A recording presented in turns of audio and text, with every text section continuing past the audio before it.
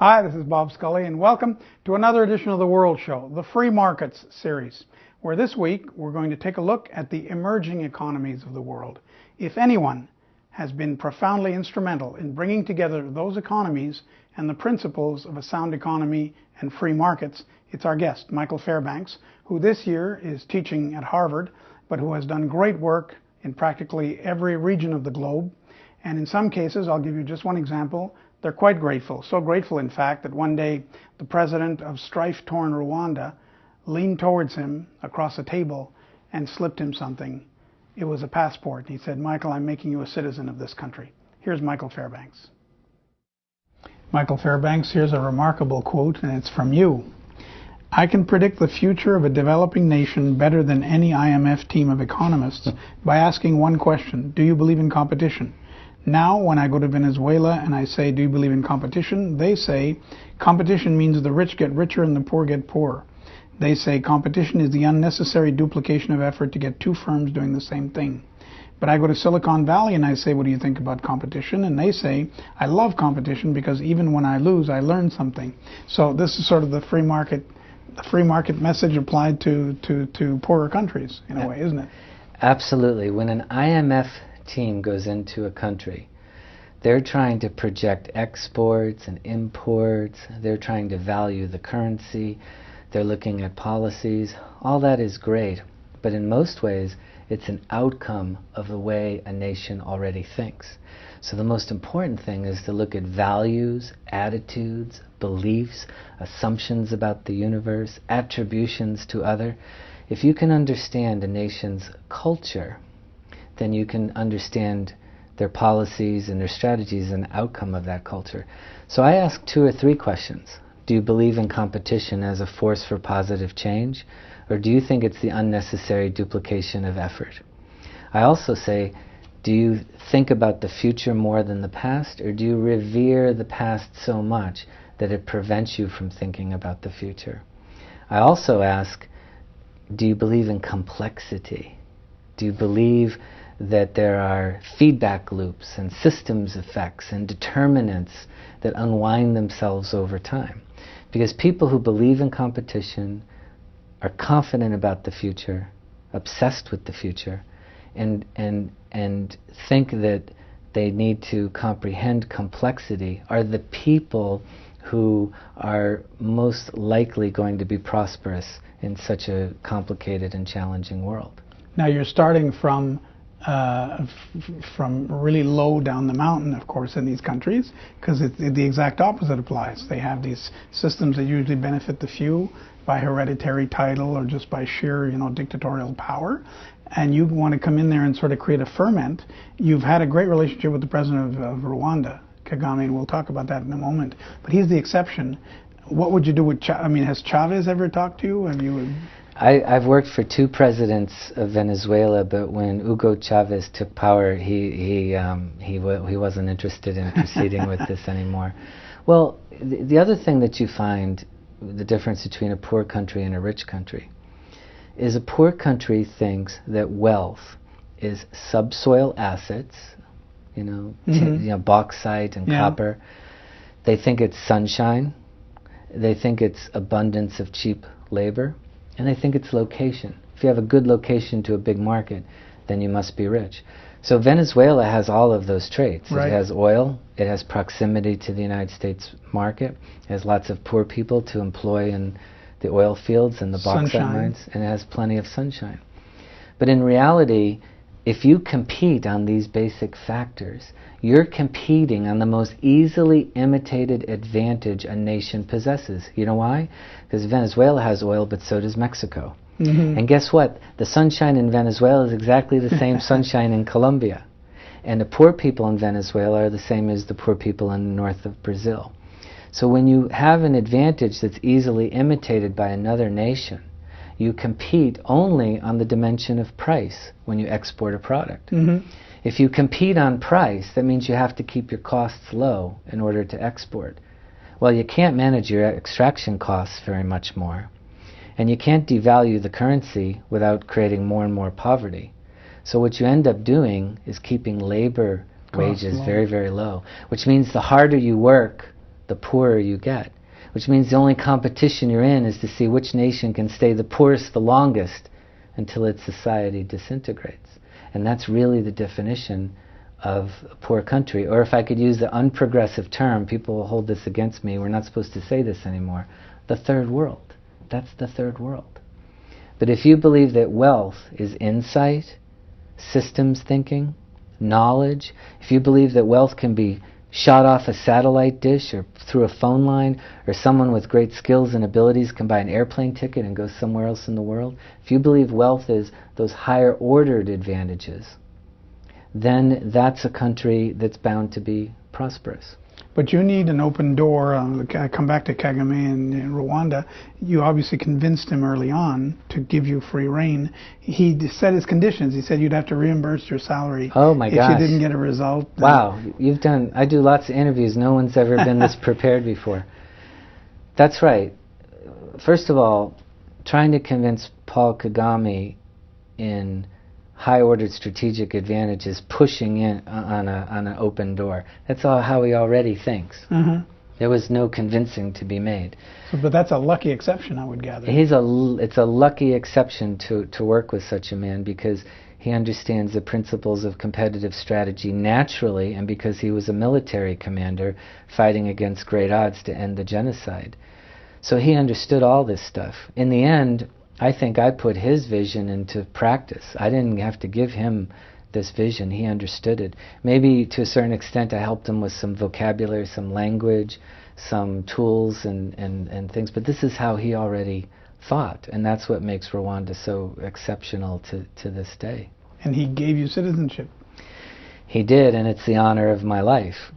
Because, about 5 or 6 years ago, he just said to me one day when we were talking, you should be a Rwandan citizen. And I said, oh my gosh, what a great thing. And a few months later, in a subsequent meeting, I went into a little room and he just sort of pushed the passport across the table. Oh, really? Said, if you pick this up, you're Rwandan. And I picked it up. Wow, and you carry it with you? Or? I do. I have it here today. But do you travel as an American or as a Rwandan? When I'm in Europe or Africa, I'm African. When I re-enter North America, I have to use the U.S. passport, which I'm also proud of. And you, for instance, took the gorillas, and I don't mean the gorilla fighters, I mean the gorillas, the primates. Right. You took the primates, the big gorillas of the Rwandan jungle, and you turned that into something of value for let's talk about that, because that's very concrete, and it's a good move. Yeah. What did you do? Well, it's actually a great case study, because when I first went to Rwanda 12 years ago, and I worked in tourism all over the world, in Colombia and Bermuda and Afghanistan and all these places. So here we are in Rwanda, and the Rwandan tourism sector is telling me we need lots of tourists now. People are afraid of Rwanda because of the genocide, but we need millions of tourists. I say, no, you don't need millions of tourists. You need very, very few tourists who are willing to spend a lot of money and stay a long period of time. That's how tourism works. It's called the tourism yield. Mm-hmm. How few tourists can you get to spend a lot of money per day and just stay for 2 or 3 weeks? So I said to the Rwandans, we don't want backpacker tourism. We want very well-to-do people. I'm sorry if this sounds undemocratic, but we're trying to run a business here for them. We want very well-heeled people to come here and have a unique experience on the planet Earth. Because they're not saying, let's see the gorillas in Rwanda or the gorillas in Uganda. They're saying, should we go to Rwanda and see the gorillas, or should we go to Angkor Wat in Cambodia? Yeah. Or should we go to the Galapagos, or should we go to Machu Picchu? Those people with choices are the ones we wanted. Well, the tourism sector was up in arms. They wanted me fired. They wanted me pushed away, because all they wanted was numbers of tourists. I said, no. If we're pushing luggage around for a tourist who comes here and spends $50 a day, we're going to destroy the pristine environment that the gorillas live in. We're going to destroy the roads. Our hotels can't handle that kind of size of the market, and we won't satisfy those people. We want very, very few tourists.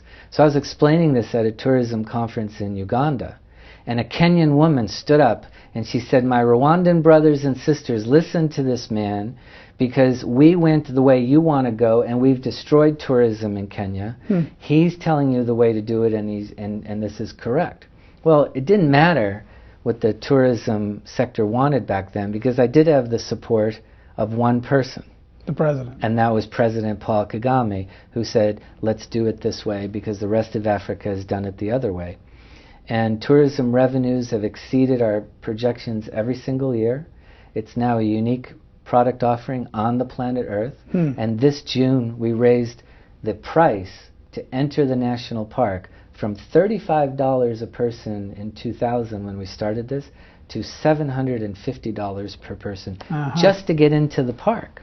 Now what we've done is we spread those profits to the surrounding villages, and the people are benefiting from this, and they're protecting the gorillas.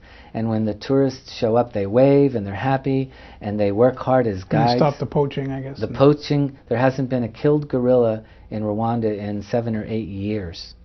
And you've applied this elsewhere. I think I read in the research in Arequipa, in Peru, you had spotted a hotel that was doing everything wrong. Yeah, boy, you're really scaring me. Arequipa is the real business center, the traditional business center of Peru. And I had this discussion with President Alberto Fujimori in the early 90s, where he announced on TV one night that he wanted 1 million new tourists to come to Peru the following year. And I called the president and I said, "Mr. President, please don't say that. You don't want 1 million new tourists next year." He said, "What do I want?" I said, "You want one tourist next year. You want it to be Bill Gates, and you want him to give you $50 million for a unique experience that only we can provide him in Peru." And he said, "That's absurd." And I said, "But that's the illustration I want in your head. Very, very few tourists who will not destroy the pristine environment around Machu Picchu, that will not destroy the Colca Valley of Peru, which is, after the Grand Canyon, the second greatest canyon in all of the Western Hemisphere. We want fewer and fewer tourists who are having a unique experience that they want to pay more money for. Then we take the surplus from that and we give it to the guides who speak languages, the chefs who prepare world-class food, the logistics and transportation people who have fantastic buses and automobiles, and everybody makes a profit. If we try to attract millions of tourists, we destroy the environment. We use people who just carry luggage for us. Same ideas in Rwanda. Absolutely. But did Gates come? Gates has been to Peru, and he's been to Rwanda to see the gorillas. So he's listening to you. So I don't think Gates listens to anybody but Buffett.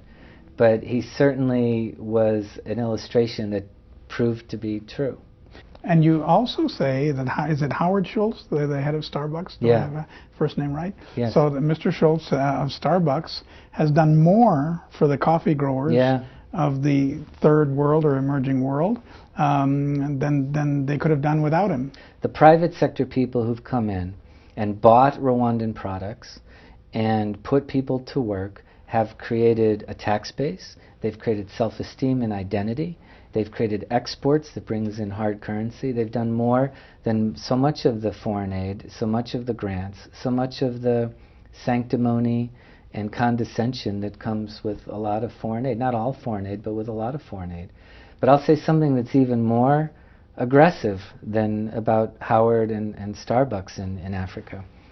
The Chinese have done more to eradicate poverty in Africa than all of the foreign aid in history. And they've done this in ways that people don't understand. People think the Chinese are coming into Africa and working with corrupt systems. And convict labor from Convict labor, extracting the raw materials, polluting the environment, creating... Isn't that a bit true? There are incidents of it that a receptive Western media amplifies through the echo chamber. But in reality, if you look at the real research from the African Development Bank, from the scholars like Deborah Brodigan at American University in Washington, you find out that these incidents aren't any more than what the West has done to Africa, and they're not any more than what the Chinese do to their own people in China. In other words, there's room for improvement. We need to get better at it. But there's not this condescending top-down, immoral activity. The Chinese simply want to do business with Africa because Africa could be a breadbasket for China. China needs to grow at 9% a year in order to keep peace. The only way to do that is to have some raw materials from Africa and some markets in Africa, and to also take the surplus of males that are exist in China and send them to Africa as laborers. There's about 500,000 Chinese in Africa right now. So it's a lot more complex than people think. But it's based on real economic activity. You don't believe in what you call the charity trap. Correct. And neither do the Chinese. The Chinese do the same things in Africa they do in China. You can argue if that's good or bad or how much better they need to do. But they certainly don't condescend to the Africans. And Africans appreciate that. Africans will tell you privately that they don't like doing business with the West because we insist on exporting our values before we do the deal, and the deal is always based on charity. The Chinese don't need to export their values to do business with them. They don't care about the Africans. They're not over there trying to eradicate poverty. It's not a mission of theirs. But they're also extremely transparent about what they want. We want your oil. We want to send our products to your market. And in return, we're not going to interfere with the sovereign issues of your country. And you know why? Because we don't want anybody interfering in the sovereign issues of our country, and like Taiwan and Tibet. And we'll build you some roads. We'll build you some roads and some soccer stadiums. We will build your Ministry of Foreign Affairs building for you. And in return, we would like to set up a special economic zone. We'd like to take some raw materials, make something out of it, re-export it to somewhere else in the world. Well, we could smarten up, because we could build roads. We could do a lot of what you're describing. That's the thing. The Chinese are beating us in the developing world at the game we invented. If we decided to go in there with real business interests, build factories, build research and development capacity, help small businesses, that's what we're really good at. But our relationship to poor people is based on condescension and charity instead of what built our own country. And the Chinese, having learned pragmatism from us, which is an American word, a word developed on the campus of Harvard by Charles Sanders Peirce, the Chinese are the pragmatists, and we're the ideologues. And what would allow for Paul Kagame, I mean, he is an exception, as we've said, for more of those leaders, because there's more Chavez than Kagame in the emerging world. How could we encourage that? Is there any way to encourage that, or does it have to spring from inside? And, I mean, I'm so glad you're the interviewer, because these are just the best questions. When America went into Afghanistan, and we put Karzai in charge of Kabul, he didn't become the president of Afghanistan. He didn't even become the president of Kabul. He became the president of his house.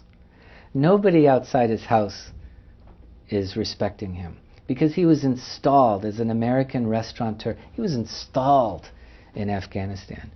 Now, one of the benefits of the genocide, which is a weird thing to say, is that when the French turned and went away and the Americans never showed up to help, despite knowing about the genocide 8 weeks in advance, which most people don't know about, that gave the Rwandans the opportunity to grow their leadership organically, indigenously, independently.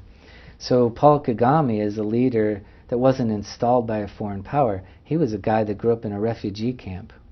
He was a guy that came up through the Ugandan military, educated by the Cubans and the Americans, the only leader in the world educated by both those groups. It's funny. Yeah. And he ended up having the moral authority to get some things done, because the people put him in power, not any foreign power.